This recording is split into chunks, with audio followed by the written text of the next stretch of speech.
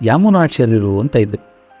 ಮೈಸೂರು ವಿಶ್ವವಿದ್ಯಾಲಯದಲ್ಲಿ ತತ್ವಶಾಸ್ತ್ರದ ಅಧ್ಯಾಪಕರಾಗಿದ್ದವರು, ದೊಡ್ಡ ವಿದ್ವಾಂಸರು, ಅತ್ಯಂತ ಸಾತ್ವಿಕ ಸ್ವಭಾವದವರು.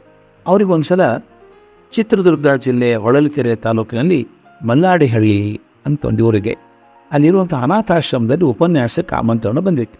ಅದಕ್ಕೆ ಹೋಗೋದು ಹೇಗೆ? ಮೈಸೂರಿಂದ ಹೊರಟ ರೈಲು ಬೆಳಗ್ಗೆ 5 ಗಂಟೆಗೆ ಹೊಳಲ್ಕೆರೆಗೆ ಬರ್ತಾಯಿತ್ತು. ಆ ರೈಲಲ್ಲಿ ಯಮುನಾಚಾರ್ಯ ಹೊರಟು. ಬೆಳಗ್ಗೆ ಇನ್ನೂ 5 ಗಂಟೆ ಆಗಿರಲಿಲ್ಲ, ರೈಲು ಹೊಳಲ್ಕೆರೆ ಸೇರಿತು. ಸಣ್ಣ ಊರಾದ್ದರಿಂದ ರೈಲು ಹೆಚ್ಚೊತ್ತು ನಿಲ್ಲೋ ಹಂಗಿಲ್ಲ.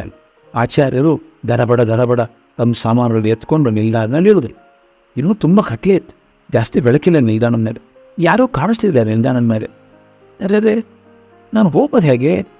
ಯಾರಾದರೂ ಬರ್ತೀನಿ ಅಂದಿದ್ರಲ್ಲ, ಆಶ್ರಮ ಇನ್ನೂ 3 ಮೈಲಿ ದೂರ ಇದೆ, ಹೋಗೋದು ಹೇಗೆ ಅಂತ ಆಚಾರ್ಯ ಪೇಶಾಗ್ತಿರುವಾಗ ಒಬ್ಬ ವ್ಯಕ್ತಿ ಬಂದರೆ, ಈ ಅರ್ಧ ಚಡ್ಡಿ ಅರ್ಧ ತೋಳಿನಂಗಿ ಹಾಕ್ಕೊಂಡು ಬಂದ ಮನುಷ್ಯ. ಆಚಾರ್ಯನ ಕೇಳಿದೆ. ಆಚಾರ್ಯ ಕರೆದ್ರು, ಬಾಪ ಇಲ್ಲಿ ಅಪ್ಪ, ನಾನು ಮಲ್ಲಾಡಿಹಳ್ಳಿ ಆಶ್ರಮಕ್ಕೆ ಹೋಗ್ಬೇಕು, ಅಲ್ಲಿ ಹೇಗೆ ಹೋಗಬೇಕು, ಬಸ್ ಇದೆಯಾ ಏನಾದರೂ? ಸ್ವಲ್ಪ ಸಾಮಾನು ಇದೆಯಪ್ಪ, ನನಗೆ ಯಾರೋ ಸಹಾಯ ಮಾಡ್ತಾರಾ? ₹1 ಕೂಲಿ ಬೇಕಾದ್ರೆ ಕೊಡ್ತೀನಿ ಅಂದರು.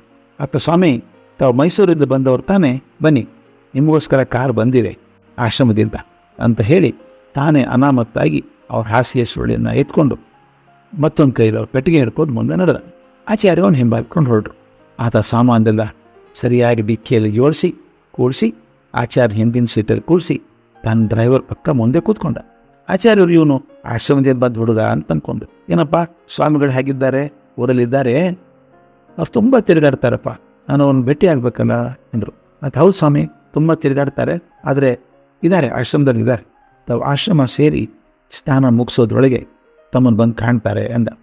ಕಾರ್ ಆಶ್ರಮ ಸೇರಿದ ಕೂಡಲೇ ಆಚಾರ್ಯರ ಸರಂಜಾಮನೆಲ್ಲ ಅವ್ರ ಕೊಠಡಿಗೆ ಸಾಗಿಸಿ, ಸ್ವಾಮಿ ಬಚ್ಚಲ ಮನೆಯಲ್ಲಿ ಜಳಕಕ್ಕೆ ನೀರು ಕಾದಿದೆ, ತಾವು ಸ್ನಾನ ಮಾಡಿ ಫಲಹಾರ ಮಾಡೋದ್ರೊಳಗೆ ಸ್ವಾಮಿಗಳು ಇಲ್ಲಿಗೆ ಬರ್ತಾರೆ ಅಂತ ಹೊರಟ. ಆಯ್ತಪ್ಪ ಅಂದರು. ಸ್ನಾನ ಮಾಡಿ ಫಲಹಾರ ಮುಗಿಸೋ ಹೊತ್ತಿ ಮತ್ತೆ ವ್ಯಕ್ತಿ ಬಂದ. ಎಲ್ಲಪ್ಪ ಸ್ವಾಮಿಗಳು ಕಾಣಿಸ್ಲೇ ಇಲ್ಲ ಅಂದರು. ಆಚಾರ್ಯರು, ಬನ್ನಿ ಸ್ವಾಮಿ, ನಿಮ್ಗೆ ಆಶ್ರಮ ತೋರಿಸ್ತೀನಿ, ಆಮೇಲೆ ಅವ್ರ ಆಫೀಸ್ಗೆ ಕರ್ಕೊಂಡು ಹೋಗ್ತೀನಿ ಅಂದ. ಆಶ್ರಮದ ಗೋಶಾಲೆ, ಶಾಲೆ, ಕಾಲೇಜು, ದೈಹಿಕ ಶಿಕ್ಷಣದ ಕಾಲೇಜು, ವಸತಿ ಗೃಹ, ಗರಡಿ ಮನೆ ಎಲ್ಲನೂ ತೋರಿಸಿದ, ಎಲ್ಲ ವಿವರಣೆ ಮಾಡಿದ. ಆಫೀಸಿಗೆ ಕರ್ಕೊಂಡು ಹೋದ, ಆಫೀಸಿಗೆ ಕೂಡಿಸಿದ. ಅಷ್ಟೊತ್ತಿಗೆ ಮಹಿಳೆ ಬಂದಲ್ಲಿ. ಆಕೆ ಬಂದು ಈ ವ್ಯಕ್ತಿ ಕಾಲಿಗೆ ಬಿದ್ದು, ಸ್ವಾಮಿ ನಿಮ್ಮಿಂದ ನನ್ನ ಸಂಸಾರ ಮಾಂಗಲ್ಯ ಉಳಿತು ಅಂತ ಹತ್ಕೊಂಡು ಕೃತಜ್ಞತೆ ಹೇಳಿ. ಆಚಾರ್ಯ ಇದ್ರಲ್ಲ, ಆಶ್ಚರ್ಯ ಅವರಿಗೆ, ಇವನು ಆಳ್ ಮನುಷ್ಯ, ನಿಮ್ಮ ಕಾಲಿಗೆ ಆಗಿ ಬೀಳ್ತಾಳಾಕೆ. ಆನಂತರ ಆ ವ್ಯಕ್ತಿ ಆಫೀಸಿನ ಕುರ್ಚಿ ಮೇಲೆ ಕೂತ್ಕೊಂಡ. ಮತ್ತೊಬ್ಬ ಕಾರ್ಕೂನ ಬಂದು ಯಾವ್ಯಾವುದೋ ಕಾಗದ ಪತ್ರ ತೋರಿಸ್ತಾ ಇದ್ದ.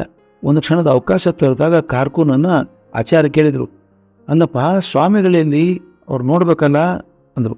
ಅಂತ ಗಾಬರಿಯಾಗಿ, ಅದೇನು ಹಾಕಿ ಕೇಳ್ತೀರಿ ಸ್ವಾಮಿ, ಬೆಳಗ್ಗೆ ನಿಮ್ಮ ಕರ್ಕೊಂಬರಕ್ಕೆ ಸ್ಟೇಷನ್ಗೆ ಬಂದು ನಿಮ್ಮ ಜೊತೆಗೆ ಇದ್ದು ಆಶ್ರಮನ ತೋರಿಸ್ಕೊಂಬಂದಿರಲ್ಲ, ಇಲ್ಲಿ ಕೂತಿದ್ದಾರಲ್ಲ, ಅವರೇ ತಾನೇ ರಾಘವೇಂದ್ರ ಸ್ವಾಮಿಗಳು, ಅವರೇ ಅಧ್ಯಕ್ಷರಲ್ವಾ ಅಂದ. ಆಚಾರ್ಯರು ಆಘಾತ ಆಯಿತು, ತಮ್ಮಿಂದ ಅಪಚಾರ ಆಯಿತು ಅಂತ ಗಲ್ಲ ಬಡ್ಕೊಂಡು ಆ ವ್ಯಕ್ತಿಗೆ ಮಲ್ಲಾಡಹಳ್ಳಿ ರಾಘವೇಂದ್ರ ಸ್ವಾಮಿಗಳಿಗೆ ದೀರ್ಘದಂಡ ಪ್ರಣಾಮ ಮಾಡಿದರು. ಇದು ಅಹಂಕಾರವನ್ನು ಪೂರ್ತಿ ಬಿಟ್ಟಂಥ ಒಂದು ವ್ಯಕ್ತಿ ಜೀವನ ಇದೆ. ತುಂಬಿದ ಕೊಡ ತುಳುಕಲ್ಲ. ಅಹಂಕಾರವನ್ನು ಪೂರ್ತಿ ಬಿಟ್ಟು ತನ್ನನ್ನು ಸಮಾಜಕ್ಕೆ ಒಪ್ಪಿಸಿಕೊಂಡಂಥ ಮಹಾಜೀವ ಬದುಕಿ ಬೆಳಕಾದದ್ದು ಹೀಗೆ.